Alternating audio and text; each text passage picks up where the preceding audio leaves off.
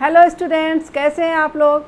आज हम चैप्टर 3 का सेकंड वीडियो स्टार्ट कर रहे हैं और आज के इस वीडियो में हम बात करेंगे फैमिली के बारे में, उसके बाद गोत्र के बारे में, मैरिज सिस्टम के बारे में, कास्ट के बारे में। कास्ट की जब हम बात करेंगे तो हम जाति की बात करेंगे, वर्ण व्यवस्था की बात करेंगे और इसके अलावा क्लास की बात करेंगे।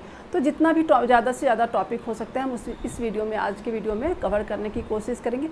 अगर वीडियो बहुत लंबा होने लगेगा तो हम एक और वीडियो बनाएंगे इसके ऊपर। अब मैं बता देती हूँ कि फ़र्स्ट वीडियो में मैंने क्या क्या बातें की थी। फर्स्ट वीडियो में जो मेरा मेनली हमने कवर किया था वो इस चैप्टर का जो टाइटल है उसके बारे में हमने बात किया था। इसमें जो सोर्सेस यूज किए गए हैं उसको किस तरीके से इस्तेमाल किया गया, उसकी स्टडी किस तरीके से की गई, वो भी हमने चर्चा की थी। साथ ही मैंने महाभारत के बारे में आपको बताया था।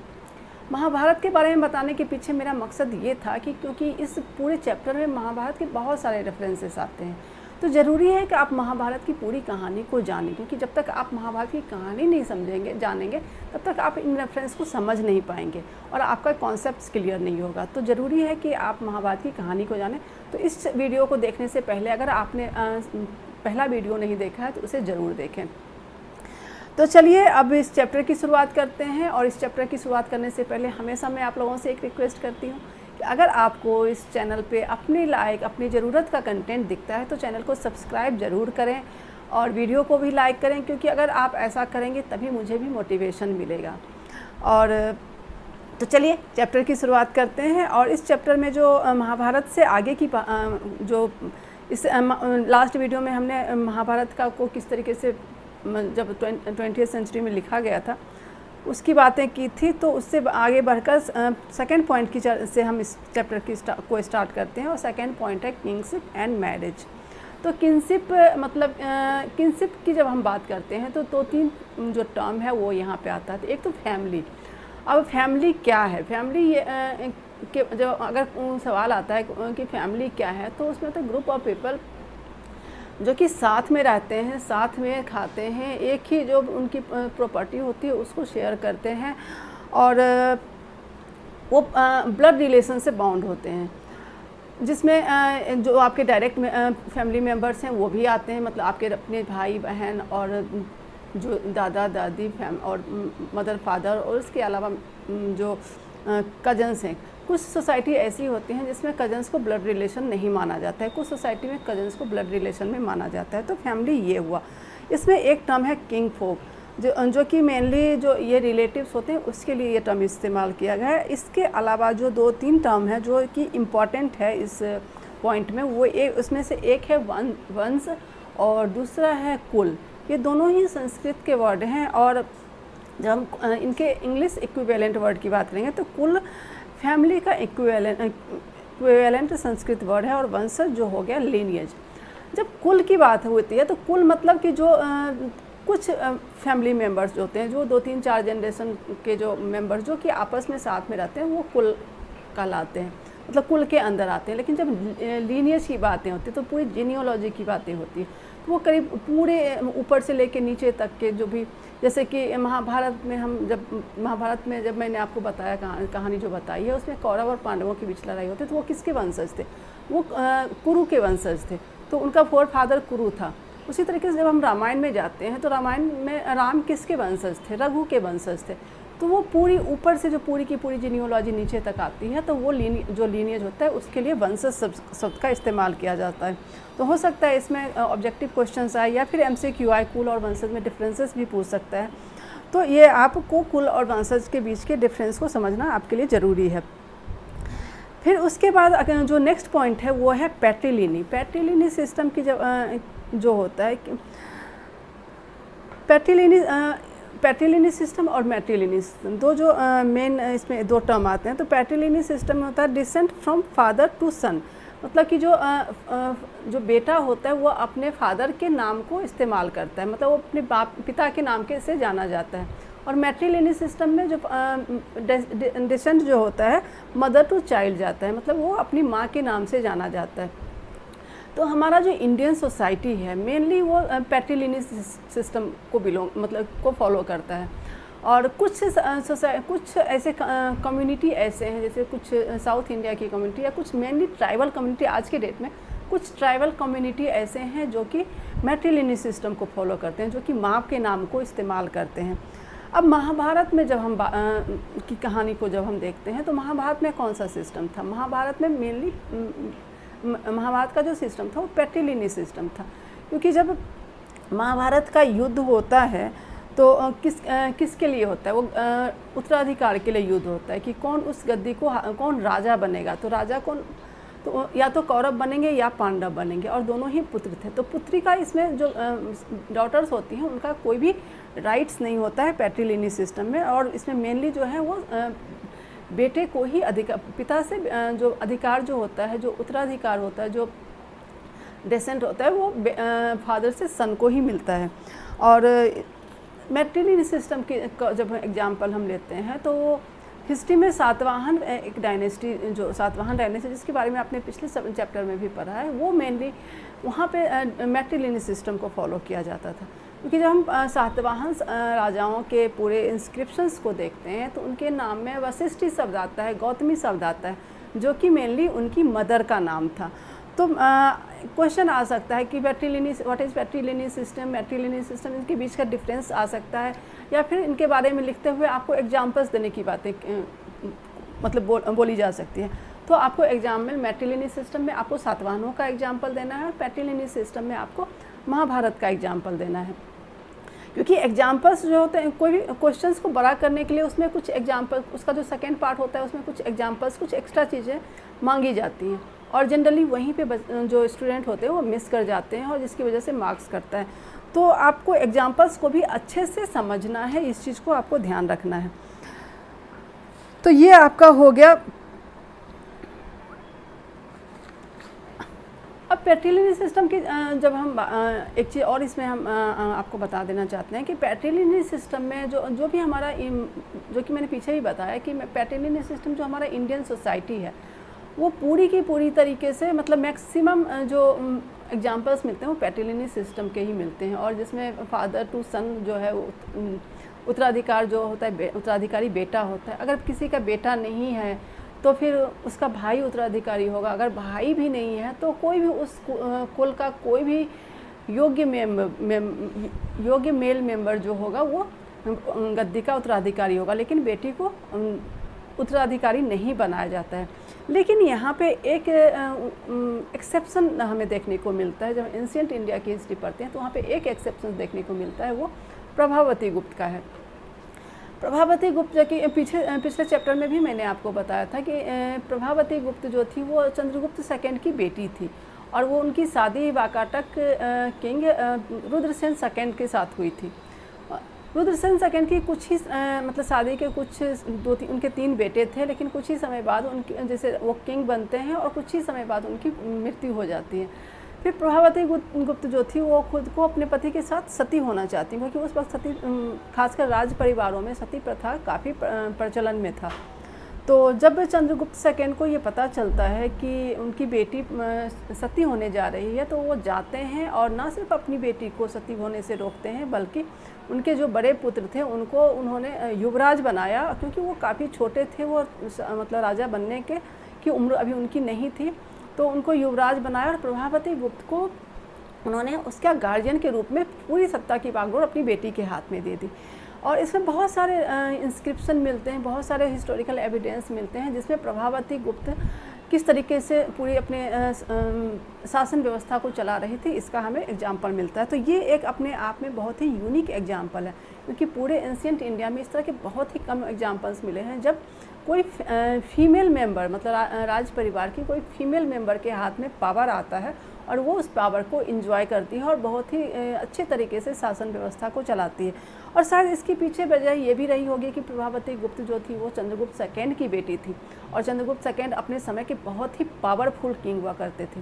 और सिर्फ अपने समय की ही बात मैं नहीं कहती हूँ, बल्कि जब एंशिएंट इंडिया में हम पढ़ते हैं तो कुछ जो 5-7 राजाओं की बात होती है, जो कि जिन्होंने हिस्ट्री में काफ़ी अपना कंट्रीब्यूशन दिया है, जिनके इतिहास को अच्छे से पढ़ा जाता है, जिनका काफ़ी लंबा टाइम पीरियड रहा है, रूलिंग पीरियड काफ़ी लंबा रहा है, उसमें से एक चंद्रगुप्त सेकंड भी थे। इन्हें विक्रमादित्य भी कहा जाता था। तो ये गुप्ता डायनेस्टी के किंग हुआ करते थे। तो ये पूरी बातें जो मैंने आपको बताई वो पैट्रिलिनी सिस्टम के बारे में बताई। अब आगे हम बात करते हैं। यहाँ पे एक सोर्स दिया गया, सोर्स 1 है, और ये है वैदिक मंत्र के बारे में ये सोर्स है। और सोर्स में जो भी आपकी एनसीईआरटी में जो सोर्स दिए गए हैं वो भी काफ़ी इम्पॉर्टेंट होते हैं, क्योंकि 1 या 2 क्वेश्चन तो आपके सोर्स से होते ही होते हैं। और अगर आप इस सोर्स को अच्छे से नहीं समझेंगे तो फिर इससे रिलेटेड जो भी क्वेश्चंस होगा वो आप नहीं कर पाएंगे। अब ये जो सोर्स 1 है, मेरी बेटी के यूटी में ये सोर्स आया था, तो इस सोर्स को मैं एज इट इज कोट करती हूँ जो इसमें लिखा हुआ है कि मतलब जो मंत्र है, वैदिक मंत्र है, जो कि शादी के टाइम में पढ़ा जाता था, जो पुरोहित होते हैं वो पढ़ते हैं, आज भी ये मंत्र पढ़ा जाता है। तो एज इट इज़ मैं इसको कोट करती हूँ। उसका इंग्लिश ट्रांसलेशन है, I free her from here but not from there, I have bound her firmly there, so that through the grace of Indra she will have fine sons and she fortunate in her husband's love. मतलब यहाँ पे अब जैसे जो मेरी बेटी के question में था कि ये मतलब कि सोर्स 1 में ये पूरा का पूरा पैसेज दिया हुआ था जो सोर्स 1 का था, उसमें पूछा गया था कि किस गॉड की बातें की गई है, ये गॉड किसके गॉड हैं। तो ये इसके फिर मंत्र के बारे में एक सवाल था, तो 3 सवाल थे इससे। तो इसमें ये कहा गया है कि जो पिता जो होता है वो कन्यादान के वक्त अपनी बेटी का कन्यादान एक योग्य लड़की, जो उसके लायक योग्य लड़का होता है, उसके हाथ में अपनी बेटी का हाथ देता है और उसे अपने परिवार से फ्री करता है और उसको उस परिवार को समर्पित करता है। और उस लड़की की ये जिम्मेदारी होती है कि वो अपने पति के लिए एक योग्य, एक जो फाइन सन जो लिखा हुआ है कि एक कुशल बेटे को जन्म दे, ताकि उस परिवार में को उसका बेटा जो है उस परिवार के मान सम्मान को और बढ़ाए और उस परिवार की जो भी चीज़ें हैं उसको गौरव प्रदान करे। तो ये एक लड़की की जिम्मेदारी होती है। और इंद्र की बात की गई है, इंद्र जो कि god of valour, god of warfare and rain, मतलब इंद्र जो है वो इस तरह इसके देवता हैं, युद्ध और वर्षा के देवता माने जाते हैं। तो ये एक सोर्स है, ये भी इम्पॉर्टेंट है। और यहीं पे एक दूसरा सोर्स भी है, उसके बारे में मैं बताती हूँ। ये है महाभारत का सोर्स, और ये महाभारत के आदि पर्व से लिया गया है। और इसमें भी मतलब इस सोर्स के जरिए यह समझाने का प्रयास किया गया है कि कैसे महाभारत में पैट्रिलिनी सिस्टम किस तरीके से वर्क कर रहा था। तो यहाँ पे है कि जब आप महाभारत की कहानी जो फर्स्ट वीडियो है उसमें सुनेंगे तब आपको ये चीज़ें सब पूरी समझ में आएगी। तो मैं यहाँ पूरी बात नहीं बताऊँगी, मोटा मोटी जो मैं बात बताती हूँ कि जो धृतराष्ट्र राजा था, लेकिन गद्दी जो थी वो धृतराष्ट्र को बिलोंग नहीं करती थी, बल्कि वो पांडु को बिलोंग करती। पांडु जो थे वो धृतराष्ट्र के छोटे भाई थे, और क्योंकि धृतराष्ट्र अंधे थे इस वजह से पांडु को राजा बनाया गया था। लेकिन कुछ ऐसी घटनाएं घटती हैं जिसकी वजह से पांडु को मतलब जंगल में वो प्रायश्चित के लिए चले जाते हैं और धृतराष्ट्र को अपने रिप्रेजेंटेटिव के रूप में हस्तिनापुर में राजा बनाकर छोड़ जाते हैं। लेकिन फिर वहीं पे जंगल में ही पांडु की मृत्यु हो जाती है और उसके बाद फिर पांडव जो है वो वापस हस्तिनापुर आते हैं। लेकिन यहाँ पे क्या होता है कि अब 2 राजकुमार, 2 तरह के मतलब 2 पिता से जन्म लेने वाले 2 तरह के राजकुमार थे, एक कौरव दूसरा पांडव। अब कौरवों और पांडवों में ही से ही किसी को राजा बनना था, लेकिन युधिष्ठिर सबसे बड़ा था। इन राजकुमारों में युधिष्ठिर सबसे बड़ा था और युधिष्ठिर के पिता को ही वो जो राजगद्दी थी वो युधिष्ठिर के पिता को बिलोंग करती थी। तो निश्चय था कि युधिष्ठिर ही राजा बनेगा। और जितने भी उस राज दरबार में जितने भी मंत्री थे या फिर जो हस्तिनापुर की प्रजा थी वो चाहती थी कि अब धृतराष्ट्र को, क्योंकि युधिष्ठिर अब बड़े हो गए हैं और एक काफ़ी कुशल और शासन के योग्य व्यक्ति हैं, तो उन्हें सत्ता जो है दे दी जाए। लेकिन दुर्योधन जो कि अपने पिता को कहता है कि अगर आज आपने यह गद्दी युधिष्ठिर को दे दी तो फिर युधिष्ठिर के बाद उसका बड़ा पुत्र राजा बनेगा, फिर उसका बड़ा पुत्र, और इस तरीके से वो पूरी की पूरी जो चीज़ें वो चलती जाएंगी और हम फिर कभी भी इस राजसत्ता में वापस नहीं आ पाएंगे और हमारी जो पूरी पहचान है, पूरे जो वो है वो ख़त्म हो जाएगा। तो इसमें यही दिया गया कि किस तरीके से जो पैट्रिलिनी सिस्टम में किस तरीके से जो उत्तराधिकार होता है फादर से एल्डेस्ट सन को ट्रांसफ़र होता है। तो ये पूरा का पूरा ये इसमें दिया गया। इसको भी आप अच्छे से समझिए और इसको अच्छे से पढ़ के और इसके ऊपर क्या क्या क्वेश्चंस हो सकता है उसको जानने का प्रयास कीजिए। अब जो अगला पॉइंट है वो है रूल्स ऑफ मैरिज।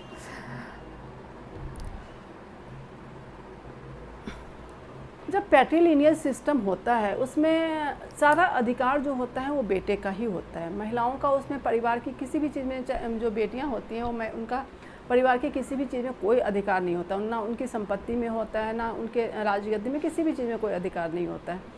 तो लेकिन यहाँ पे पिता की यह जिम्मेदारी होती है कि वो अपनी बेटी को एक अच्छे परिवार में, एक अच्छे वर के साथ उसका कन्यादान करें।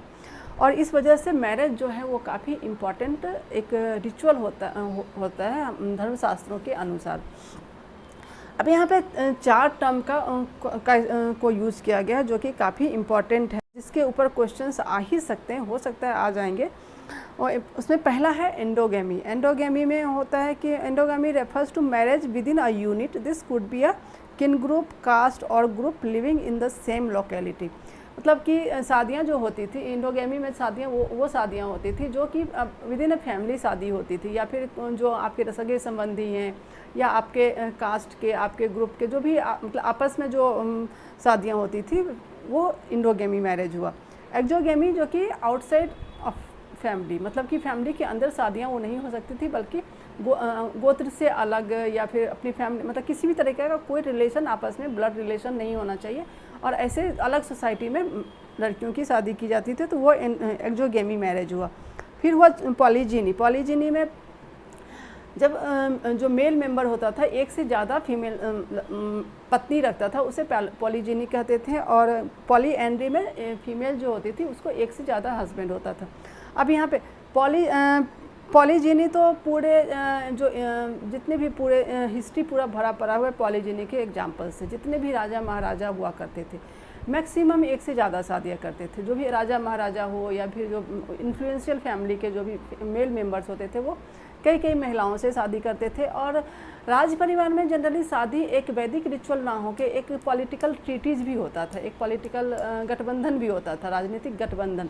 क्योंकि जैसे अगर कोई राजा है वो उसने किसी इन्फ्लुएंशियल राज परिवार में शादी उसने कर ली है, तो उसका स्टेटस जो है वो उस में और भी मतलब जो भी राजतंत्र है उसमें उसका स्टेटस और बड़ा हो जाता था। तो ये एक तरीके से एक पॉलिटिकल जो गठबंधन हम बोल सकते हैं वो भी होता था वैदिक रिचुअल से आगे बढ़कर। लेकिन पॉलीएंड्री जो हम जब हम एग्जाम्पल लेते हैं तो इसका एकमात्र एग्जाम्पल हमें मिलता है, वो है द्रौपदी का महाभारत में। और आज भी पॉलीएंड्री की बहुत सारे कई ऐसी कम्युनिटीज़ हैं, ट्राइबल कम्युनिटी, नॉर्थ ईस्ट की बहुत सारी कम्युनिटी हैं, उत्तराखंड में कुछ कम्युनिटीज़ हैं जहाँ पे पॉलीएंड्री, जहाँ पे एक महिला जो होती है वो सारे 2-3 भाइयों के साथ उसकी शादी होती है या फिर उसके साथ उसका रिलेशन होता है। इस तरह की पूरी की पूरी मतलब ट्रेडिशनली ऐसी व्यवस्था ही है। तो ये 4 पॉइंट्स हैं जो काफ़ी इम्पॉर्टेंट हैं और इसको आप अच्छे से नोट डाउन कर लीजिए और लिख लीजिए। रूल्स ऑफ मैरिज में ही जो पूरा रूल जो मैरिज के बारे में लिखा गया है वो मनुस्मृति में मेनली उसमें है। उसमें 8 तरह के शादियों की बात की गई है और आपके सोर्स 3 में 4 तरह के मैरिजेज का पूरा इसमें लिखा हुआ है। इसको आप अच्छे से पढ़िए, हो सकता है इसमें से एक लॉन्ग क्वेश्चन भी आ जाए मैरिज के बारे में। और सबसे पहले तो इस मतलब पूरे इसको लिखने की ज़रूरत क्यों पड़ी कि शादियां होंगी, इससे रिलेटेड जो भी नियम कानून थे उसको बनाने की ज़रूरत क्यों पड़ी। जब महाजनपद का उदय होता है और सोसाइटी में काफ़ी डेवलपमेंट होता है, काफ़ी इकोनॉमिक एक्टिविटीज़ काफ़ी बढ़ रही होती है और लोग एक जगह से दूसरी जगह आके रहने लगते हैं। जैसे आज ही हम देखते हैं जो बड़े बड़े शहर हैं वहाँ पे हर जगह से लोग आके रहते हैं। तो उस वक्त भी ऐसा ही हुआ करता था कि जो कहीं का भी व्यक्ति जहाँ पे जिसको अपॉर्चुनिटी मिलती थी वहाँ जाके रहते थे। और उस वक्त बहुत सारे जो बड़े बड़े टाउन्स जो थे वो इस्टेब्लिश होते हैं। तो ऐसे में ज़रूरी था कि समाज में एक रूल्स रेगुलेशन बना रहे, एक प्योरिटी बनी रहे। इसके लिए शादी से रिलेटेड बहुत सारे नियम कानून बनाए गए थे और जिसे मनुस्मृति में लिखा गया था और धर्मसूत्र धर्मशास्त्रों में भी इसको लिखा गया है। अब इसमें क्या है कि इन तीनों जो टेक्स्ट हैं उनकी जो रचना हुई है वो 200 BC से लेकर 200 CE के बीच में इनकी रचना की गई है। अब ये जो 8 तरह के मैरिज की बात की है, सोर्स 3 में आपके 4 तरह के मैरिज की बात की है। वैसे आपके बुक में इनका जो संस्कृत नाम है, जिस नाम से इस मैरिज का जिक्र किया गया उसका वो नहीं लिखा गया, लेकिन फिर भी मैं आपको बता देती हूँ। वो जो 8 तरह के मैरिज कौन कौन से थे, वो मैरिज थे ब्रह्म विवाह, देव विवाह, आर्ष विवाह, प्रजापति विवाह, गंधर्व विवाह, राक्षस विवाह, पिशाच विवाह और असुर विवाह। अब इसमें से 4 जो मैरिज थे वो शुद्ध मैरिज माने जाते थे, मतलब ये एक्सेप्टेड थे, मतलब धर्म के अनुसार या धर्म के अनुसार माने जाते थे। और जो 4 थे वो अशुद्ध विवाह थे, मतलब इसको एक्सेप्टेंस नहीं था सोसाइटी में। अब ये 4 में से राक्षस, गंधर्व, पिशाच और असुर, ये चारों जो विवाह थे इसको एक्सेप्ट नहीं किया गया था। और गंधर्व जो आजकल लव मैरिज होता है उसी को उस वक्त भी लव मैरिज हुआ करता था, उसको गंधर्व विवाह कहा जाता था। राक्षस, असुर और पिशाच जैसे ये होते थे उस तरह के विवाह जिसमें कई बार औरतों को किडनैप करके ले गए और फिर उसके साथ शादी कर ली, या फिर पैसे देकर अगर कोई खरीद के शादी करता है तो वो हुआ, या फिर किसी के साथ कोई लड़की सो रही है, बेहोश है या फिर मानसिक रूप से विक्षिप्त है और उसके साथ कुछ गलत शारीरिक संबंध बनाया पहले और उसके बाद उसको शादी के लिए मजबूर किया। तो ये सारे जो हैं ये इस तरह के विवाह जो है वो असुर, पिशाच इस तरह के विवाह में आते हैं। और ब्रह्म, देव, आर्ष और प्रजापति में पिता का जो लड़की के फादर होते हैं वो अपनी बेटी के लिए एक योग्य वर को ढूंढते हैं और अपनी बेटी को वैदिक रीति रिवाज के साथ और पूरी तरीके से आभूषणों से सजाकर उसे एक योग्य वर को के साथ कन्यादान करते हैं। तो वो ये 4 तरह के विवाह थे और इसे काफ़ी सम्मान के साथ देखा जाता था। तो ये आपके हो गए 8 तरह के विवाह की बात है जो कि आपके सोर्स 3 में भी है और उसको अच्छे से आपको पढ़ना है। अब आगे जो हम बात करेंगे वो है गोत्र सिस्टम। गोत्र सिस्टम में अब गोत्र सिस्टम था क्या? अब जैसे कि आज भी आपका भी कोई ना कोई गोत्र होगा, आप अपने पेरेंट्स से पूछिए कि आपका गोत्र क्या है। तो जो वैदिक ऋषि थे उनके नाम के बेसिस पे गोत्र को निर्धारित किया गया और ऐसा माना जाता है कि जिस नाम से जिसका भी जो गोत्र है वो उस वैदिक ऋषि के वंशज माने जाते हैं। अब जैसे कोई वशिष्ठ गोत्र का है, कोई कण्व गोत्र का है, कोई कात्यायन गोत्र का है, कोई भारद्वाज गोत्र का है, तो वो उसी ऋषि के पूरे वंशज हैं। और विदिन गोत्र मैरिज जो है वो उसको मान्यता नहीं थी, मतलब एक गोत्र के अंदर आप शादी नहीं कर सकते क्योंकि आप आपस में भाई बहन हैं। और दूसरी जो इसमें एक इम्पॉर्टेंट बात वो थी कि जैसे जो पुरुष जो भी मेल मेंबर है उसका गोत्र जो फादर का गोत्र है वही उसका गोत्र होगा, लेकिन जो फीमेल है उसकी जब शादी हो जाती है तो उसका गोत्र भी चेंज हो जाता है, जो भी उसके हस्बैंड का गोत्र होगा वो उसका गोत्र हो जाता है। लेकिन यहाँ पे भी हमें एक एक्सेप्शन मिला है कि वो मिला है सातवाहन के संदर्भ में। अब सातवाहन राजाओं का नाम जब आप देखते हैं उनके इंस्क्रिप्शन में तो गौतमी पुत्र, वशिष्ठी पुत्र इस तरह के नाम उनके आते हैं। और ये गौतमी और वशिष्ठी जो है वो फीमेल फॉर्म है गौतम और वशिष्ठ ऋषि के। तो ऐसा माना जाता है कि मतलब जो भी फीमेल थी वो अपने नाम के साथ इन गोत्र को अपनाई और उनके बेटे को उनका बेटा जो था वो अपनी माँ के नाम और अपनी माँ के गोत्र के नाम से जाना जाता है, ना कि अपने फादर के गोत्र के नाम से। तो यहाँ पे एक एक्सेप्शन मिलता है और दूसरे यहाँ पे एक और एक्सेप्शन मिलता है और वो एक्सेप्शन है कि जैसे कि मैक्सिमम जो भी मैक्सिमम डायनेस्टी थी या फिर जो भी बड़ी इन्फ्लुएंशियल फैमिली थी वहाँ पे एक्सोगेमी मैरिज को प्रैक्टिस किया जाता था। लेकिन सातवाहनों में शायद इंडोगेमी मैरिज को भी प्रैक्टिस किया जाता था, क्योंकि एक ही नाम एक ही वर्ड जो है, जैसे गौतमी पुत्र कई गौतमी पुत्र मिले हैं, कई वशिष्ठी पुत्र मिले हैं, तो मतलब एक ही परिवार की जो लड़की थी वो उसकी शादी उस सातवाहन राजाओं के साथ हो रही थी, मतलब कि विद इन द फैमिली कई शादियाँ हो रही थी। तो इसमें आपको पॉलीजिनी भी मिल रहा है, यहाँ पे पॉलीजिनी भी मिल रहा है, यहाँ पे एंडोगेमी भी मिल रहा है और विद इन अ गोत्र मैरिज भी मिल रहा है। तो ये 3 सातवाहन के संदर्भ में ये 3 एक्सेप्शन है जो कि ब्राह्मणिकल टेक्स्ट से अलग ये प्रैक्टिस इसमें प्रैक्टिस की गई है। अब ये पूरा का हो सकता है गोत्र सिस्टम पे आपका लंबा क्वेश्चन भी आ सकता है, हो सकता है शॉर्ट फॉर्म में भी क्वेश्चन आ सकता है। और अगर लंबा क्वेश्चन आएगा तो सातवाहनों से जोड़कर उसको पूछा जा सकता है, तो इसको भी आपको अच्छे से समझना है। अब आगे हम बात करते हैं वेयर मदर इम्पॉर्टेंट। तो इसमें हम देखते हैं कि वैसे तो बाकी कहीं पे भी महिलाओं का बहुत कहीं पे जिक्र हमें नहीं मिल रहा है, लेकिन सातवाहनों के जब सातवाहन डायनेस्टी की बात करते हैं तो वहाँ पे मदर जो थी वो काफ़ी इम्पॉर्टेंट थी, और यही वजह था कि जो सातवाहन राजा हुआ करते थे वो अपने नाम के साथ मदर का नाम के नाम को मान रहे मतलब ले रहे थे। अब यहीं पे एक और सोर्स दिया गया है कि जैसे कि डायनेस्टी में महिलाओं को कितना इम्पोर्टेंस दिया गया था, जो भी क्वीन मदर थी उनका कितना पावर था, ये एक इम्पॉर्टेंट चीज़ें जानने की कोशिश की गई है।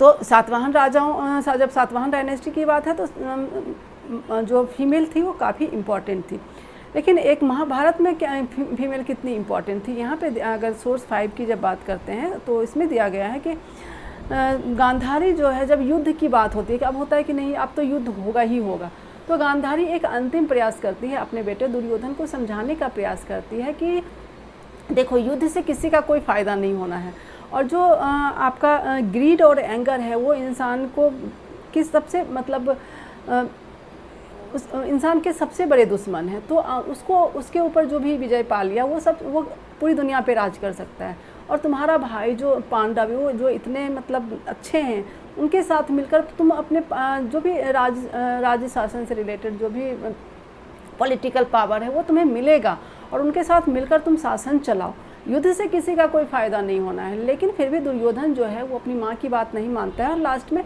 युद्ध होता है, और जैसे इस युद्ध में जितने भी कौरव थे सारे के सारे मारे जाते हैं।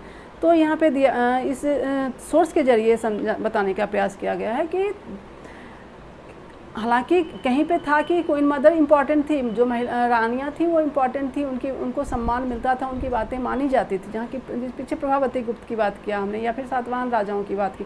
लेकिन महाभारत में हमें इस तरह का कोई एग्जाम्पल्स नहीं मिलता है, क्योंकि एक तो ये हो गया कि गांधारी ने अपने बेटे को समझाने का प्रयास किया, उसका बेटा उसकी बात नहीं मानता है। वहीं पांचाली के उदाहरण को भी आप देख सकते हैं, जहाँ पे भरी सभा में उसके साथ कितना बुरा बर्ताव किया गया।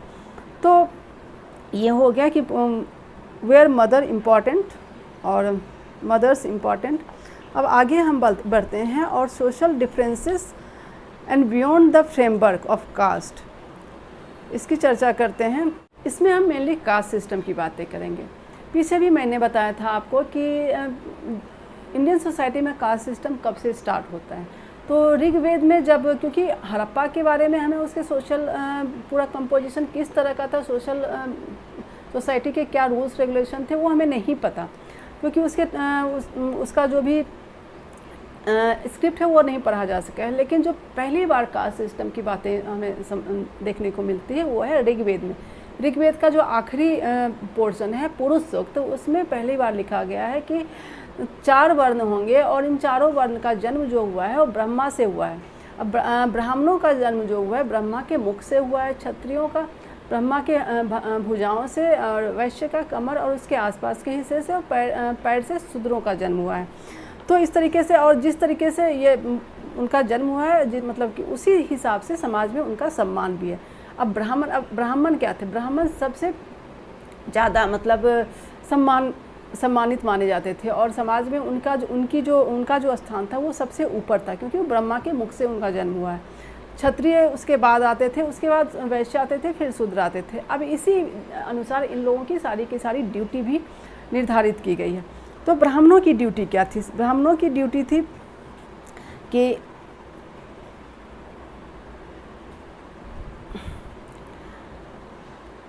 ब्राह्मणों की ड्यूटी थी वेदों को पढ़ना और उसे पढ़ाना, मतलब क्षत्रियों को पढ़ाना और किसी को नहीं पढ़ाना। फिर यज्ञ करवाना, फिर जो भी रूल्स समाज में जो भी नियम कानून बनने थे वो उसको लिखना, ये सारा काम जो था वो ब्राह्मणों का काम था। क्षत्रिय का काम था पूरे शासन व्यवस्था को मेनली मैनेज करना, जो भी शांति बनी रहे, युद्ध करना, यज्ञ करवाना, या फिर वेद की शिक्षा ग्रहण करना भी क्षत्रियों का यह अधिकार था और उनकी यह ड्यूटी थी। फिर वेदों की को पढ़ना भी क्षत्रियों की ड्यूटी थी। फिर उसके वैश्य की जब बात आती है, वैश्य जो थे वो 3rd पोजीशन पे थे, और वैश्य को मेनली उनको एग्रीकल्चर का काम दिया गया था। फिर जो भी ट्रेड, कॉमर्स या फिर जानवरों से रिलेटेड जो भी इकोनॉमिक एक्टिविटी थी वो जिम्मेदारी वैश्यों की थी। और उसके बाद आता है शूद्र। शूद्र की जिम्मेदारी थी ऊपर के तीनों वर्णों की सेवा करना, और उनके पास कोई भी किसी भी तरह का कोई भी अधिकार नहीं था, ना तो संपत्ति रखने का उनके पास कोई अधिकार था। वो जो भी ऊपर के जो भी उनके मालिक थे, मतलब कि जो ऊपर के तीनों वर्ण के लोग थे, जो भी उसे दे देते थे उसी से उसको अपना गुजर बसर करना था। तो इस तरीके का जो रूल्स रेगुलेशन जो कास्ट सिस्टम से जुड़ा हुआ ये सारे रूल्स रेगुलेशन थे।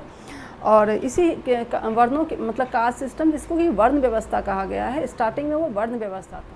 जो वर्ण व्यवस्था के अंदर जो भी रूल्स रेगुलेशन थे उसको कैसे फॉलो किया जाना चाहिए, उसकी एक कहानी के जरिए उसको समझाने का प्रयास किया गया है, और वो है आपका सोर्स 7 में।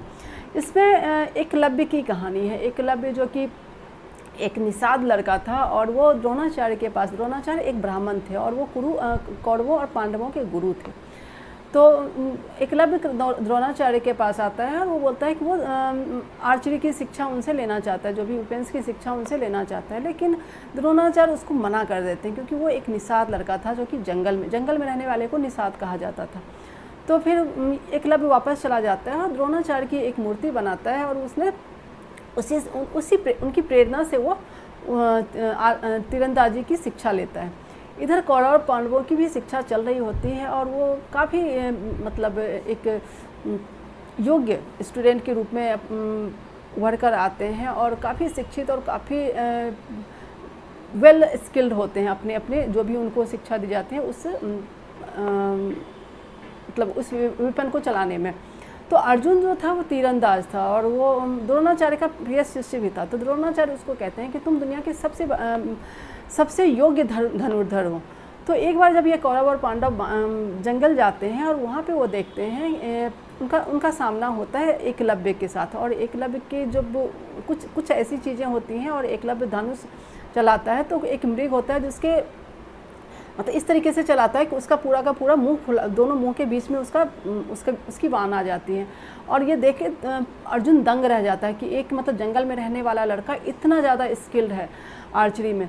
तो जाके अपने गुरु को बोलता है कि आप तो बोलते हो कि मैं दुनिया का सबसे बेहतरीन धनुर्धर हूँ, लेकिन मैंने आज एक लड़के को देखा, वो उसमें बहुत अच्छा स्किल है। तो फिर द्रोणाचार्य एकलव्य को बुलाते हैं और बोलते हैं कि तुमने किससे सीखी, तुम्हारा गुरु कौन है? तो बोलता है आप मेरे गुरु हो, क्योंकि मैंने आपकी मूर्ति बनाकर ही मैंने ये सीखी है। तो फिर द्रोणाचार्य बोलते हैं कि ठीक है, फिर मैं अगर तुम्हारा गुरु हूँ तो फिर तुम्हें मुझे गुरु दक्षिणा भी देनी पड़ेगी। बोला हाँ, आप जो भी मांगे। फिर उसने द्रोणाचार्य ने उससे दाहिने हाथ का अंगूठा मांग लिया। और यह कहानी इसके जरिए यह जताने का प्रयास किया गया है कि जो वेपन्स की शिक्षा है, या जो युद्ध कला की शिक्षा है, वो सिर्फ क्षत्रियों को मिले। क्षत्रिय के अलावा कोई किसी भी अन्य वर्ण के लोग को यह शिक्षा लेने का अधिकार नहीं था। और क्योंकि एकलव्य ने इस नियम को तोड़ा था, तो द्रोणाचार्य ने अंगूठा काटकर उसके स्किल को ही ख़त्म करने का प्रयास कर दिया। तो इस कहानी के जरिए यह समझाने का प्रयास किया गया है। और हो सकता है कि इसी संदर्भ में यह कुछ सवाल आए कि किस तरीके से वर्ण व्यवस्था को लागू, ब्राह्मणों की क्या जिम्मेदारी थी, एकलव्य से रिलेटेड उसको क्वेश्चंस को जोड़कर ये सवाल पूछा जा सकता है। तो ये पूरा का पूरा आपका कॉन्सेप्ट जो है वो क्लियर होना बहुत ज़रूरी है, तो इसको अच्छे से आप पढ़िए। अब यहाँ पे बात आती है कि रूल्स रेगुलेशन तो थे बने हुए, लेकिन क्या हमेशा इस रूल्स रेगुलेशन को फॉलो किया जाता था? ऐसे बहुत सारे हमें एग्जाम्पल्स मिले हैं जहाँ पे हमें पता चलता है कि इस तरह के रूल्स रेगुलेशन को फॉलो नहीं किया जा रहा था। और ऐसे बहुत सारे नॉन क्षत्रिय किंग के हमें एग्जाम्पल्स मिले हैं, जिसमें शक राजा था। शक जो थे, या फिर कण्व थे, या फिर सातवाहन थे। सातवाहन ब्राह्मण थे। शक और जो कण्व थे उनको म्लेच्छ कहा जाता था, क्योंकि वो सेंट्रल एशिया का उनका ओरिजिन था, वो सेंट्रल एशिया से कहीं से था। और मतलब जो संस्कृत जिन्हें नहीं आता है, वो जो नॉन इंडियन थे, मतलब जो भारत की सीमा के अंदर के नहीं थे, उनको म्लेच्छ माना जाता था। तो अब शक कितने महान राजा थे। जब शक डायनेस्टी की बात होती है तो रुद्र ब्राह्मण की बात होती है, जो गिरनार अभिलेख जिन्होंने लिखा, और उन्होंने एक पूरा का पूरा मैं एक मिनट देख के बताती हूँ आपको, कहीं कुछ गलत ना बता दूँ। सुदर्शन लेक, जिन्होंने गुजरात में एक सुदर्शन लेक को रिपेयर करवाया था। फिर सातवाहन कितने महान मतलब कितनी एक प्रभावशाली डायनेस्टी थी। फिर शक जो कुषाण थे वो भी कितने प्रभावशाली किंगडम हुआ करते थे, तो बहुत ही प्रभावशाली राजा हुए, लेकिन वो क्षत्रिय नहीं थे। इवन मौर्य डायनेस्टी, चंद्रगुप्त मौर्य क्षत्रिय नहीं थे, बल्कि वो किसी अन्य वर्ण से ही आते थे, और लेकिन उनके गुरु जो थे वो ब्राह्मण थे। तो सिर्फ ये कहना कि ब्राह्मण की जिम्मेदारी है कि वो क्षत्रियों को, क्षत्रिय ही राजा बने, क्षत्रिय ही जो युद्ध से जुड़ी हुई कोई भी धर्मशास्त्रों का अध्ययन करे, या फिर क्षत्रिय ही राज शासन चलाएं, तो ऐसा ये जिम्मेदारी ब्राह्मणों की थी कि ये चीज़ें चलती रहे। लेकिन चंद्रगुप्त को एक जो कि क्षत्रिय नहीं थे और उन्हें राजा बनाने वाला एक ब्राह्मण ही था, चाणक्य जो थे वो ब्राह्मण थे। तो बहुत ऐसे एग्जाम्पल्स हैं जहाँ पे इन सारी रूल्स रेगुलेशन को तोड़ा गया, जो इस रूल्स रेगुलेशन के अनुसार जिसके हाथ में भी पावर आया, जो भी उस योग्य था, उसने सत्ता को हासिल किया। तो हमेशा हो सकता है ये क्वेश्चन आए कि क्या मतलब जो ब्राह्मणिकल टेक्स्ट थे, जो भी धर्मसूत्र के हिसाब से, जो वर्ण व्यवस्था के हिसाब से जो ड्यूटी दी गई थी, क्या हमेशा वो फॉलो किया जाता था? अगर नहीं तो फिर उसके एग्जाम्पल्स दीजिए। तो इस तरह के एग्जाम्पल्स आपको पूछे जा सकते हैं, और ये सारे एग्जाम्पल्स उसमें आप दे सकते हैं कि शक राजा जिसमें रुद्रदामन थे, या फिर कण्व राजा हो गए, फिर आपके कुषाण हो गए, मौर्य डायनेस्टी के राजा हो गए, या फिर सातवाहन, ये सारे क्षत्रिय नहीं थे। तो ये हो गया। उसके बाद आगे हम बात करते हैं जाति एंड सोशल मोबिलिटी। अब वर्ण व्यवस्था में 4 वर्णों की बात की गई है और उनके अपनी अपनी ड्यूटीज़ थी। लेकिन जब समाज में जब इकोनॉमिक एक्टिविटी बड़ी होती है, जब समाज का डेवलपमेंट होता है, तो बहुत सारे ऐसे ऑक्यूपेशंस आते हैं जो कि इनमें कहीं फिट नहीं बैठ रहा था। ना तो उन्हें एग्रीकल्चर से हम जोड़ सकते थे, ना मतलब सिर्फ मतलब इन सब से अलग भी बहुत तरह की अलग अलग एक्टिविटी, इकोनॉमिक एक्टिविटी हो रही थी। तो अब यहाँ पे आता है जाति व्यवस्था का उदय होता है। जैसे वर्ण व्यवस्था का जो पूरा सिस्टम था वो जन्म के आधार पे था कि अगर ब्राह्मण है तो उसका बेटा ब्राह्मण ही होगा, क्षत्रिय है तो उसका बेटा क्षत्रिय। हालांकि जब स्टार्टिंग हुआ था तो ऐसी कोई व्यवस्था नहीं थी। जो पुरुष सूक्त में जब पहली बार वर्ण व्यवस्था की बात की गई थी तो उसे इतने रिजिड व्यवस्था नहीं थी कि ब्राह्मण का कोई भी व्यक्ति जो वेदों का ज्ञाता है वो ब्राह्मण हो सकता था, जो युद्ध कला में निपुण है वो क्षत्रिय हो सकता है। लेकिन फिर धीरे धीरे कैसे इसको मतलब जन्म के आधार पर इसको पूरी व्यवस्था को जन्म के आधार पर निर्धारित कर दी गई। उसी तरीके से जब जाति व्यवस्था का जब उदय होता है तो उस वक्त वो जन्म के आधार पर नहीं था, बल्कि ऑक्यूपेशन के आधार पे था। कि जैसे कि अगर कोई लोहार है, लोहे से जुड़ा हुआ कोई काम कर रहा है, लोहार है, तो वो एक अलग जाति हो गई। अगर कोई मतलब ज्वेलरी बनाने वाला है तो वो स्वर्णकार हो गए, या फिर कोई सिल्क वीवर है तो जुलाहा हो गया। तो इस तरह के क्या जो डिफरेंट तरह के जो ऑक्यूपेशन थे उससे जुड़े हुए लोगों की अपनी एक जाति हुआ करती थी। अब यहाँ पे एक इंस्क्रिप्शन की भी बात की गई, मंदसौर इंस्क्रिप्शन की बात की गई है, और इसमें ये बताया गया है कि किस तरीके से गुजरात के एक जगह से, जिसका गुजरात में एक लाट नामक जगह था, वहाँ के सिल्क वीवर की पूरी कम्युनिटी मंदसौर, जिसे उस वक्त दसापुर कहा जाता था, वहाँ पे माइग्रेट कर जाते हैं। तो उनको ये पता चलता है कि दसापुर का जो राजा है वो काफ़ी बहुत अच्छा राजा है, और वो वहाँ पे जाकर उनको काफ़ी फ़ायदा होगा, तो वो वहाँ पे जाते हैं, माइग्रेट करते हैं, और वहाँ के जो राजा थे उन्होंने उनको वेलकम किया। अब तो उसके बाद वहाँ पे वो एक इसमें आपके सोर्स 8 में दिया गया कि किस तरीके से वो जो ग्रुप था, सिल्क वीवर्स का ग्रुप था, वो क्या हालांकि वो सिल्क वीवर्स का ग्रुप था, लेकिन उसमें जो डिफरेंट मेंबर्स हुआ करते थे वो किस तरीके के अलग अलग चीज़ों में एक्सपर्ट हुआ करते थे। जैसे म्यूजिक में हो गया, कोई लिखने में था, कोई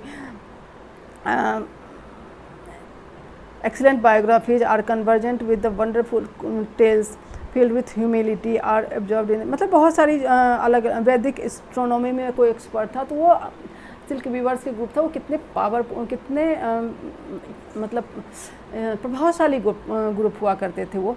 तो वो वहाँ पे जाते हैं, वो वहाँ पे मंदसौर का जो भी वो इंस्क्रिप्शन मिला उसमें लिखा हुआ है, और फिर वहाँ पे अपनी पूरी कम्युनिटी को लेके जाते हैं, फिर वहाँ पे वो मंदिर बनवाते हैं, और वो काफ़ी प्रभावशाली वहाँ पे होते हैं। अब यहाँ पे एक और टर्म आता है, वो आता है वाणिक मतलब जो मर्चेंट क्लास होता था उसको संस्कृत में वाणिक कहा जाता था। अब ये जो लोग थे उनकी अपनी एक संस्था होती थी। जैसे आजकल होता है ना कि अलग अलग ऑक्यूपेशन जुड़े हुए लोगों का ट्रेड यूनियन जैसा कुछ होता है, तो वो एक उसको श्रेणी कहा जाता था, या इंग्लिश में इसको गिल्ड कहा जाता था। तो उस गिल्ड का सदस्य जिस गिल्ड से जुड़ा हुआ वो जिस ऑक्यूपेशन से जुड़ा हुआ वो गिल्ड है, उसी से जुड़ा हुआ मतलब जो भी आर्टिस्ट है या जो भी व्यक्ति जो उस ऑक्यूपेशन से जुड़ा वही उसका मेंबर हो सकता था। उसकी पहले क्राइटेरिया यही थी। और वो गिल्ड काफ़ी पावरफुल होता था। वो गिल्ड मतलब इकोनॉमिक एक्टिविटी में जब कहते हैं तो वो काफ़ी प्रभावशाली होते थे। उनके अपने सिक्के होते थे, वो राजा का काफ़ी करीबी होता था, क्योंकि वो जिसके जो भी आर्थिक रूप से संपन्न है वो समाज में पावरफुल होगा। ये आज की बात नहीं है, पुराने समय से ही यही चला आ रहा है। जो भी राजस्व दे रहा है, जो भी टैक्स दे रहा है, जो भी राजा को धन दे रहा है, वो राजा का प्रिय हमेशा ही होगा। तो एक गिल्ड व्यवस्था की भी इसमें बात की गई। और यहाँ पे एक आता है, एक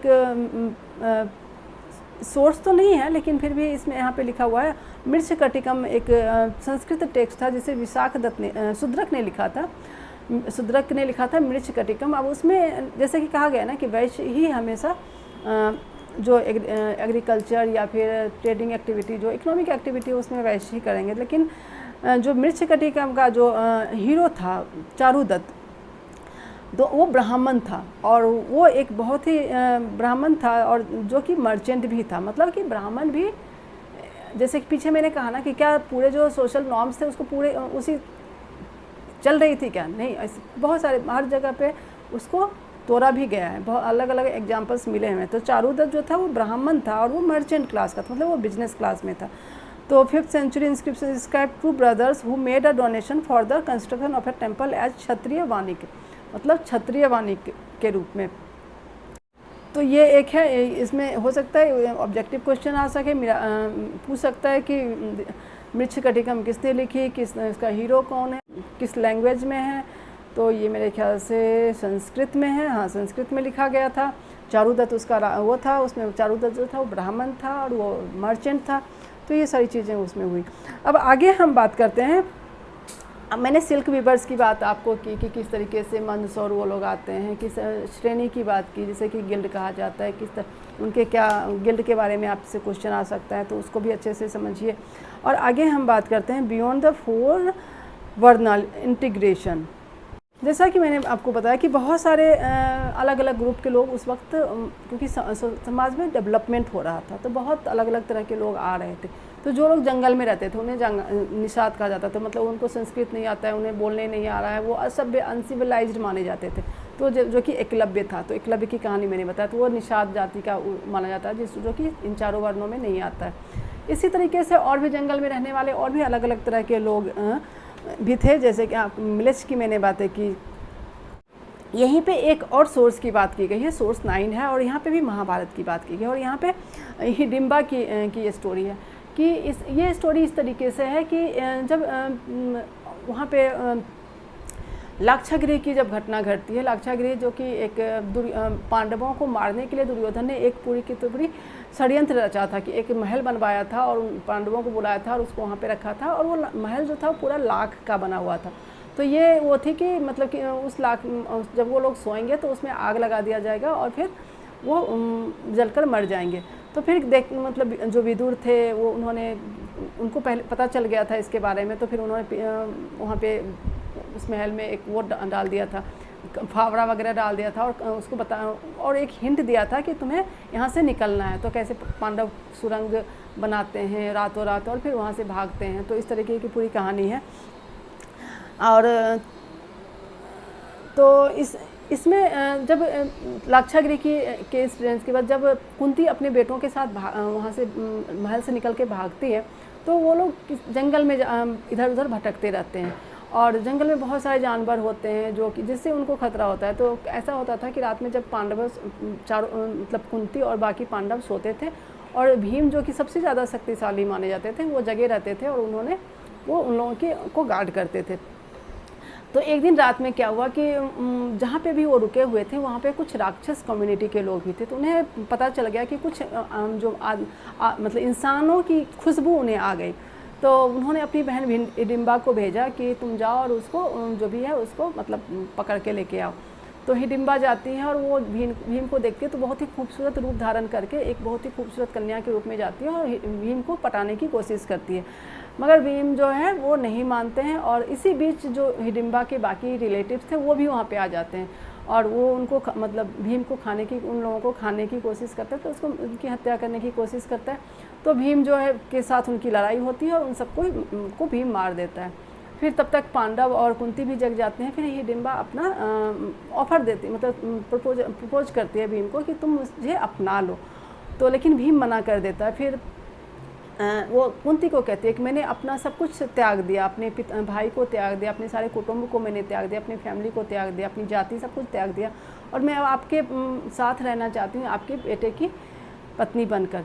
तो लेकिन भीम नहीं मानता है। लेकिन युधिष्ठिर बीच बचाव करते हैं, और क्योंकि युधिष्ठिर धर्म के को स्थापित करने वाले माने गए हैं पूरे, क्योंकि वो धर्म के पुत्र थे, धर्मपुत्र माने गए हैं। तो वो बोलते हैं कि नहीं ठीक है, क्योंकि इसने अपना सब कुछ खो दिया हमारे लिए, तो हमारी जिम्मेदारी है। तो वो बोलते हैं भीम को कि तुम इससे शादी करो। फिर भीम की शादी होती है हिडिंबा से, और वो लोग भीम कुछ दिन के लिए हिडिंबा के पास चला जाता है। और फिर उसके बाद उनका एक बेटा होता है जिसका नाम घटोत्कच होता है। फिर जब उनका बेटा होता है फिर हिडिंबा उसको लेकर चली जाती है और बोलती है कि जब भी तुम्हें ज़रूरत होगी या हमारा जो यह पुत्र है वो तुम्हारी मदद के लिए आएगा। और फिर जब महाभारत की आगे युद्ध होती है तो उसमें घटोत्कच आता है और फिर किस तरीके से वो पूरी सेना को तितर बितर कर देता है। तो ये पूरी कहानी है, और इसके ज़रिए एक अलग कम्युनिटी किस तरह एक मतलब जंगल में रहने वाले कम्युनिटी के बारे में बताने का इस कहानी के ज़रिए प्रयास किया गया है। अब इसमें एक और आगे जो एक पॉइंट है वो है beyond the four varna, subordination and conflicts. इस पॉइंट में चांडालों की बात की गई है कि चांडाल वर्ण के कुछ लोग थे और इनकी मतलब चांडाल जाति ये अनटचेबल थे, मतलब इसको कोई टच नहीं कर सकता। अगर इसकी परछाई भी किसी को टच कर जाए तो फिर आप अशुद्ध होते थे। तो इसमें बहुत सारे मनुस्मृति में इनकी ड्यूटी बताई गई कि इनकी ड्यूटी क्या है। तब ये जो भी ऊपर के वर्ण के लोग, ऊपर की जाति के लोग हैं, उनके छोड़े हुए कपड़े पहन के, उनके छोड़े हुए खाना खाकर ही इनका गुजर बसर होना है। ये अपना कुछ इनका नहीं हो सकता है। ये गांव से बाहर कहीं पे बस्ती के बाहर रहते थे, गांव के अंदर ये रह नहीं सकते थे। उसके अलावा एक जब चाइनीज़ बुद्धिस्ट मॉन्क फाहियान थे, वो जो कि 5th सेंचुरी BC में आए थे, वो लिखते हैं कि जब चांडाल गाँव के अंदर आता था तो वो ताली ऐसे ताली बजाता था ताकि लोगों को पता चल जाए कि चांडाल आ रहा है, तो लोग अपने घरों के अंदर चले जाएं और उसको देखें तक ना, मतलब उसको देखने तक से ही जो है वो अपवित्र माने जाते थे। अब चांडालों की ड्यूटी एक थी कि वो जो भी मरे हुए जानवर थे उनके बॉडी को डिस्पोज करना, या फिर ऐसे व्यक्ति जिनका कोई अंतिम संस्कार करने वाला नहीं था तो उसका अंतिम संस्कार जो है वो चांडाल लोग करते थे।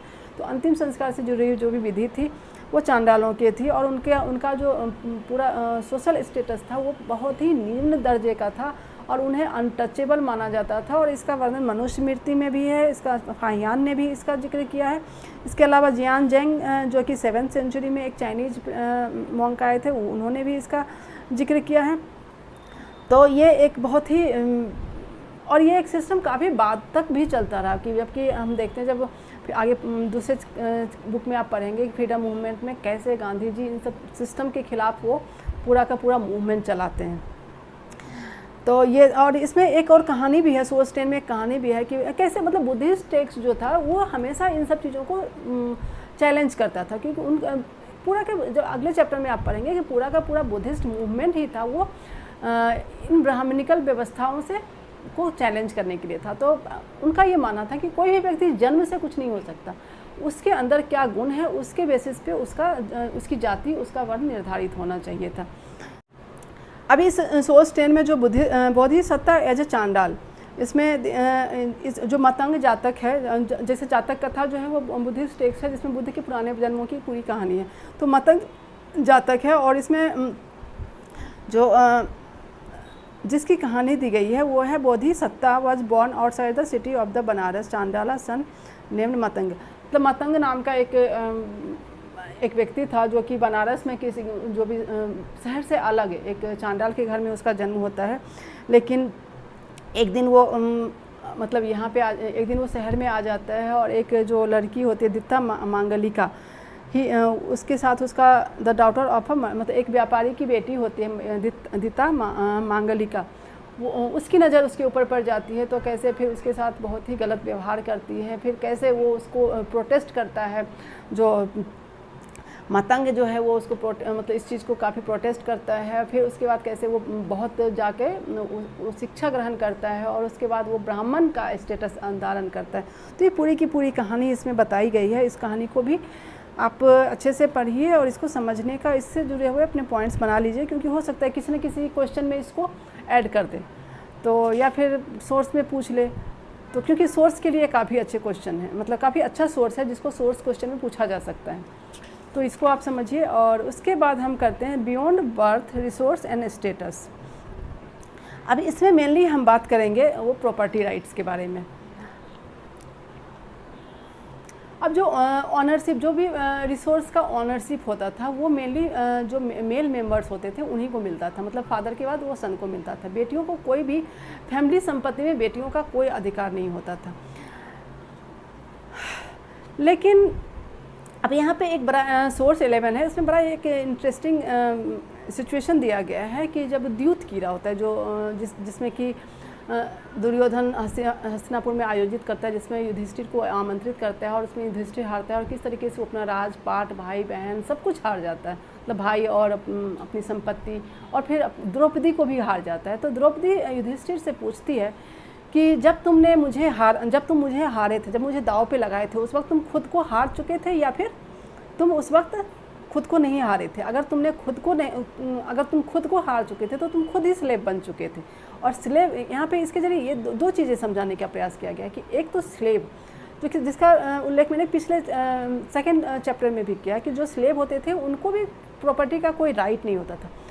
और तो अगर तुम खुद को भी हार चुके थे तो तुम खुद ही दुर्योधन के स्लेव थे, तो तुम्हें ये अधिकार नहीं था कि तुम मुझे दांव पे लगाओ। और यहाँ तो एक चीज़ तो हुआ कि स्लेव को कोई प्रॉपर्टी, कोई भी राइट नहीं था, प्रॉपर्टी में कोई राइट नहीं था। दूसरा, महिला जो फीमेल थी, जो पत्नी थी, वो पति की संपत्ति के रूप में समझी जाती थी। तभी तो महाभारत में युधिष्ठिर ने द्रौपदी को दांव पे लगाया था। तो इसके तो वो पूछती है कि जब अगर तुम खुद को पहले हार चुके थे तो मुझे तुमको दांव पे लगाने का कोई अधिकार नहीं था। तो ये जो है फिर आगे चल के फिर किस तरीके से होता है कि जो भी धृतराष्ट्र आगे आता है वो उनको फ्री कर देता है और फिर उनका राजपाट जो है वो दुर्योधन ले लेता है और उन्हें जंगल वापस जाना पड़ता है।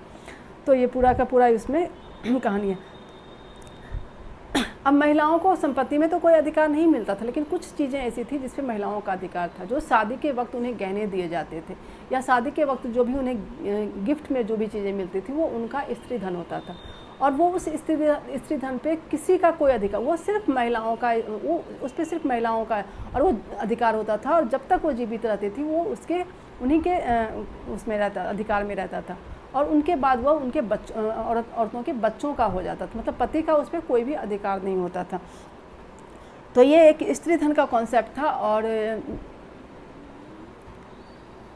इसे भी आप हो सकता है एक क्वेश्चन ऑब्जेक्टिव आए या फिर MCQ आए, स्त्री धन पे क्वेश्चन हो सकता है। लेकिन यहाँ पे एक और जो पीछे भी मैंने आपको बताया प्रभावती गुप्त की बात जब हम करते हैं, तो अगर महिलाओं का लैंड के ऊपर कोई ऑनरशिप राइट नहीं था, अगर ऑनरशिप राइट नहीं था तो कहीं भी जो भी लैंड डोनेशन का जो इंस्क्रिप्शन हमें मिला है वहाँ पे कहीं पे भी महिलाओं का नाम नहीं होता, क्योंकि उनके पास वो लैंड का ऑनरशिप राइट था नहीं। लेकिन प्रभावती गुप्त के नाम से लैंड डोनेशन के कई बहुत सारे इंस्क्रिप्शन हमें मिले हैं और इससे ये पता चलता है कि प्रभावती के पास न सिर्फ वो अपने बेटे की गार्जियन थी, बल्कि उसके पास वो जो भी रिसोर्स, उसके किंगडम का जो रिसोर्स था उसकी लीगल जो हकदार जो थी वो भी थी, तभी तो वो लैंड डोनेट कर रही थी ना, अपने नाम से वो लैंड डोनेट कर रही थी।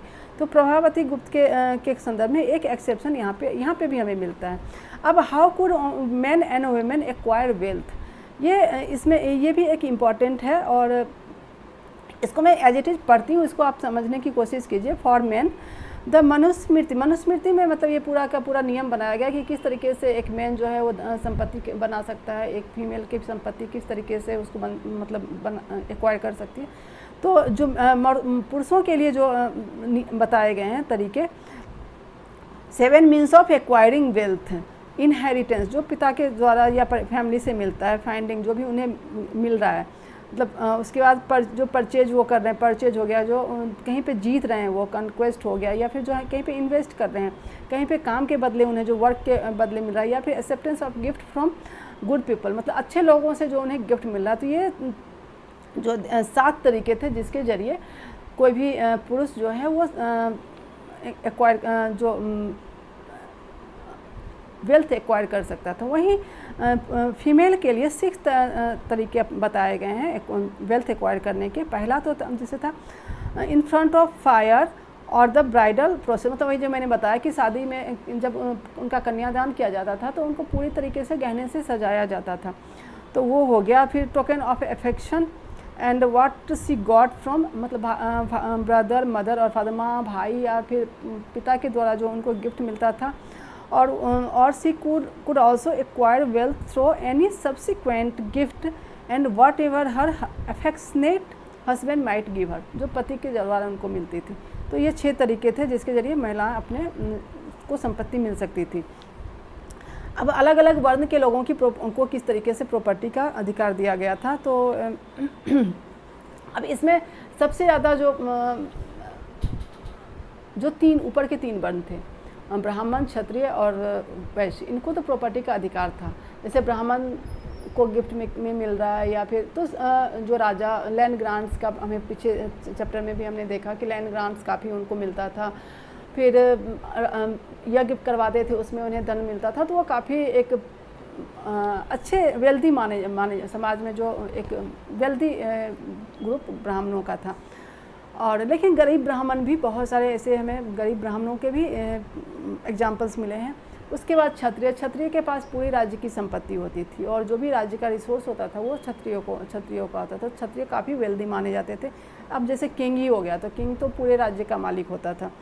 फिर वैश्य जो थे वो एग्रीकल्चर के जरिए या फिर ट्रेड एंड कॉमर्स या पशुपालन, इन सब जरिए वो काफ़ी वेल्थ क्रिएट करते थे, और वो उस वेल्थ को जब वो कमाते थे तो उसको टैक्स के रूप में राजा को भी दे रहे थे। तो ये तीनों वर्णों के पास संपत्ति का अधिकार था। शूद्रों के पास संपत्ति का अधिकार नहीं था। वो उनका गुजर बसर, ये ऊपर के तीनों वर्ण इनकी सेवा के बदले जो उनके गुजर बसर के लायक जो भी ज़रूरत की चीज़ें होती थी वो उन्हें दे देते थे, उसी से उनका गुजर बसर होता था।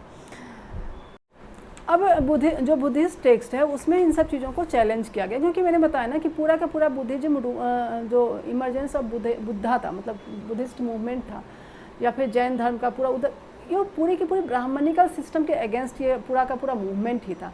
तो वो इन सब चीज़ों को वो चैलेंज करते हैं, इन सब चीज़ों को वो नहीं मानते हैं। तो वो हम अगले चैप्टर में पढ़ेंगे।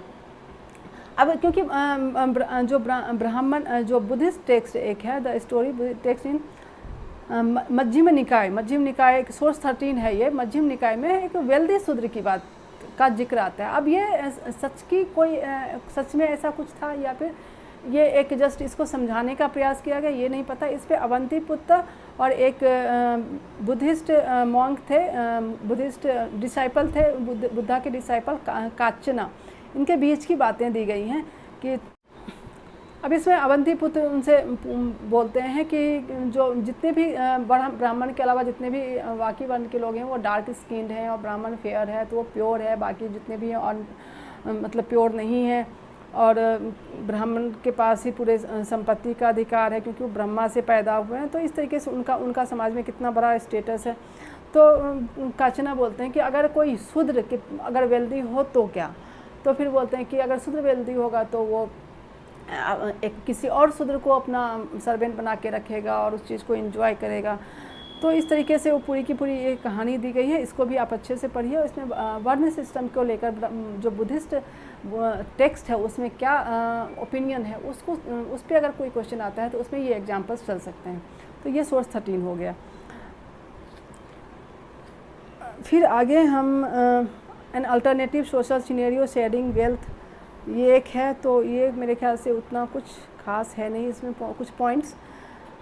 हाँ, फिर आगे हम बढ़ते हैं, और आगे जो हमारा है वो explaining social differences in social contract. अब इसमें काफ़ी आगे कुछ में बहुत कुछ है नहीं। इसमें एक सुत्त पिटक का मतलब बुद्धिस्ट टेक्स्ट में किस तरीके से इन सब चीज़ों को चैलेंज किया गया है, अलग एक अल्टरनेटिव सिस्टम को किस तरीके से बताया गया। तो बुद्धिस्ट टेक्स्ट से हमें क्या क्या जानकारियाँ मिलती है उसका इसमें मेनली जिक्र किया गया, जो कि अगले चैप्टर में आपको बताया ही जाएगा पूरे डिटेल में। तो इसमें ज़्यादा कुछ है नहीं। फिर है कि इसमें आगे फिर हम जो मैंने फर्स्ट वीडियो में बताया था आपको कि किस तरीके से महाभारत को मेन सोर्स के रूप में माना जाता है, क्योंकि जब सोशल हिस्ट्री जब हम तैयार करते हैं तो अब जो भी इन्फ्लुएंशियल लोग थे उनके लाइफ के बारे में तो हमें पता है कि राज परिवार क्या था, उनके क्या रूल्स रेगुलेशन थे, या फिर बाकी लोग क्या जो इंस्क्रिप्शन के जरिए, उनकी बायोग्राफी के जरिए, जो भी टेक्स्ट लिखे गए हैं उसके जरिए, तो जो इन्फ्लुएंशियल लोगों के जीवन के बारे में हमें पता चलता है। लेकिन जो आम जनता थी उसके बारे में हमें ज़्यादा कुछ पता नहीं चलता, तो वो उसके लिए हमें महाभारत और कुछ बुद्धिस्ट टेक्स्ट है वो काफ़ी इंपॉर्टेंट होते हैं, और उसी का इस्तेमाल इसमें पूरे के सोर्स के रूप में किया गया है। अब महाभारत में भी अब जब भी मैंने पिछले फर्स्ट वीडियो में भी बताया आपको कि किस तरीके से बड़े ही केयरफुली जब भी इसको पढ़ा जाता है, जब भी इसको एज ए सोर्स हम यूज करते हैं तो कितने केयरफुली इसका अध्ययन किया जाना चाहिए कि उसके लैंग्वेज क्या है, उसके लिखने का तरीका क्या है, वो किस एरिया में मिला है, उसकी राइटिंग का पैटर्न क्या है, वो जो तो ये सारी चीज़ों को ध्यान में रखकर फिर उसकी ऑथेंटिसिटी को, उसके कॉन्टेक्स्ट को समझने का प्रयास किया जाता है। अब महाभारत का ही डिफरेंट वर्जन मिले हैं, बहुत सारी जगह अलग अलग जगहों पे अलग अलग वर्जन मिले हैं महाभारत की। तो किस तरीके से जब महाभारत को पढ़ा गया तो हर एक महाभारत को पढ़ा गया, फिर उसमें जो कॉमन पॉइंट्स थे उसको लिया गया, फिर एक उसको कंपाइल किया गया। तो ये सारी की सारी चीज़ें जो हैं वो इसमें लिखी गई हैं, जो कि मैंने आपको पहले वीडियो में ही बता दिया है। तो यहाँ पे 1951 the archaeologist B B Lal excavated a village named Hastinapur in Meerut. Was this the Hastinapur of the coincidence. अब ये पूछ सकता है कि बीबी लाल ने कौन से एग्जीक्यूशन किया था महाभारत का, तो हस्तिनापुर हो सकता है। तो बीबी लाल एक इम्पॉर्टेंट है यहाँ पे, तो इसको आप एक बार पढ़ जाइएगा। और फिर पीछे ही बताया था कि महाभारत कैसे लिखा गया, कि इस तरीके से पहले उसमें कितने श्लोक थे, 10,000 श्लोक थे, फिर 1,00,000 श्लोक कैसे हुए, कितने 1,000 वर्षों में उस पूरी की पूरी लिखी गई। उसमें कुरु पांचाल का जिक्र है, तो पहले की भी कुछ कहानियाँ उसमें हैं। तो ये सब मैंने पिछले वीडियो में बता दिया है, तो आप उसको अच्छे से पढ़िए। और बाकी जो पॉइंट्स, इंपॉर्टेंट पॉइंट्स हैं वो हम फिर से बात करेंगे जब हम MCQ क्वेश्चंस या ऑब्जेक्टिव क्वेश्चंस के लिए जब हम एक और वीडियो में बनाऊँगी तो फिर उसमें मैं बात करूँगी। अभी इसमें एक और जो है वो मैं बता देती हूँ कि द्रौपदी की मैरिज, एक सोर्स 16 है, द्रौपदी के मैरिज की बात की गई है। पॉलीएंड्री की जब मैं बात की कि कैसे जब पॉलीएंड्री की बात होती है तो द्रौपदी का एग्जांपल दिया जाता है कि जब द्रौपदी के पिता जो कि ध्रुपद थे, द्रौपदी के पिता ध्रुपद थे, उन्होंने उसके लिए स्वयंवर का आयोजन किया और स्वयंवर में अर्जुन विजयी होता है। अर्जुन द्रौपदी को लेके उस वक्त ये लोग लाक्षागृह के बाद जंगलों में ही रह रहे थे, तो एक ब्राह्मण के रूप में अर्जुन गया था। और फिर वहाँ पे जाते हैं तो जो भी उसमें एक शर्त रखी गई थी कि मछली की आँख को भेजना था, तो उसमें वो अर्जुन भेजता है और फिर द्रौपदी को लेके आता है। तो अपनी माँ से बोलता है देखो मैंने क्या लेके आया। तो कुंती बिना देखे पीछे मुड़े ही बोलती है कि आपस में बांट लो, क्योंकि जो भी वो इकट्ठा भिक्षा के रूप में जो भी इकट्ठा करके लाते थे बोलते थे आपस में बांट लो। तो उन्हें लगा कि ऐसा ही कुछ लेके आया होगा, तो बोलता है देखो, लेकिन इस बार तो द्रौपदी थी। अब माँ ने बोल दिया तो कैसे, मतलब अब तो द्रौपदी को 5 पांडवों को मिलना, मतलब बांटना ही पड़ेगा। तो ये पूरी की पूरी कहानी है। तो फिर कैसे उसका एक मतलब जस्टिफिकेशन दिया गया कि अब कुंती की बात को तो नहीं काटा जा सकता क्योंकि वो माँ है। तो एक मतलब ये कहा गया कि द्रौपदी ने एक वर मांगा था जिसमें 5 अलग मतलब शिव की पूजा की थी, तो उसने गलती से 5 बार पूजा कर दी थी, तो इसलिए उसको तो जो भी मिला है वो बाय डेस्टिनी ही मिला है। तो इसमें पॉलीएंड्री का ये एग्जाम्पल है। तो ये हो गया आपका, और ये सारे मतलब मेनली ये सब चीज़ें मैंने आपको बता दी हैं। और इसमें एक और बड़ा इंटरेस्टिंग कहानी है जो महाश्वेता देवी का जो महाभारत है उससे लिया गया है, और उसमें कुंती, ये एक बता देती हूँ मैं कि इसमें पता नहीं इससे क्वेश्चन आएगा या नहीं आएगा, लेकिन फिर भी कि इसमें दिया है कि जब लाक्षागृह की जब घटना घटी थी तो पता था कि मतलब इसमें आग लगने वाली है। तो जब आग लगने वाली है तो 6 लाशें भी तो मिलनी चाहिए थी, क्योंकि अगर 6 लाशें नहीं मिली तो फिर दुर्योधन को शक हो जाता, फिर से इनके पीछे पड़ जाता। तो एक निषाद परिवार को बुलाकर लाया गया और कुंती ने खीर बनाया जिसमें कुछ नशे की चीज़ डाल दी और उस महिला को और उसके 5 बेटों को दे दिया जो कि बिल्कुल पांडव की उम्र के थे, और खिला दिया। और वो लोग बेहोश हो गए, और जब आग लगी तो ये लोग सुरंग से बाहर निकल गए और उन 5-6 की मृत्यु हो गई। तो इसमें जो है उसी की ये कहानी है। तो महाश्वेता देवी ने इसमें कैसे उसको लिखा है कि अपने एक अलग पॉइंट ऑफ व्यू से इसको बताने की कोशिश की गई है कि कुंती और निषादी तो कि कैसे मतलब उसको चैलेंज किया गया कि एक कुंती किस तरीके से अपने आप को बचाने के लिए एक मतलब कि एक आम जनता के जीवन का कोई वैल्यू नहीं था क्या, अगर वो निषाद है तो क्या मतलब वो राज परिवार का कि पांडवों के जीवन से उसके जीवन की कोई कीमत नहीं थी। तो ये एक उन्होंने अपने पॉइंट ऑफ व्यू से इसको लिखा है। तो ये सारी चीज़ें थी और मुझे उम्मीद है कि आपको ये चैप्टर समझ में आ गया होगा। इस पे हम एक और वीडियो बनाएंगे और उसमें हम मेनली जो मेन टर्म्स हैं उसके ऊपर वीडियो बनाएंगे ताकि अगर कोई MCQ में आपको हेल्प मिल सके। तो चलिए वीडियो को लाइक ज़रूर कीजिए और चैनल को भी सब्सक्राइब कीजिए। अगले वीडियो में फिर से एक नए चैप्टर में मिलते हैं, तब तक के लिए जय हिंद।